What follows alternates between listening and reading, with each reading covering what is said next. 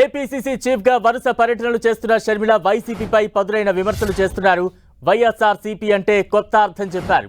వైఎస్ఆర్సీపీ అంటే వైవి సుబ్బారెడ్డి, సాయిరెడ్డి, రామకృష్ణారెడ్డి అని కామెంట్ చేశారు. వైసీపీలో వైఎస్ఆర్ను లేకుండా చేశారని ఆరోపించారు. నిన్న బీజేపీ అంటే బాబు, జగన్, పవన్ అని అన్నారు. వైఎస్ఆర్ కాంగ్రెస్ పార్టీ కాదు. వై అంటే వైవి సుబ్బారెడ్డి గారు, ఎస్ అంటే సాయిరెడ్డి గారు, ఆర్ అంటే రామకృష్ణ, సజ్జల రామకృష్ణ గారు.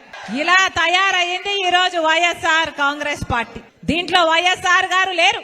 ఇది జగన్ రెడ్డి పార్టీ, ఇది నియంత పార్టీ, ఇది ప్రజలను పట్టించుకోని పార్టీ.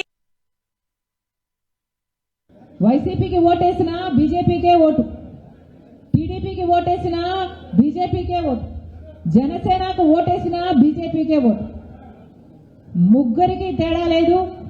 ఏ మూడు పార్టీలలో ఏ పార్టీకి ఓటేసినా ఓటు పడేది మాత్రం బీజేపీ ఖాతాలో. ఇది ప్రజల్లోకి గట్టిగా తీసుకువెళ్ళాలి. బి అంటే బాబు, జే అంటే జగన్, పి అంటే పవన్.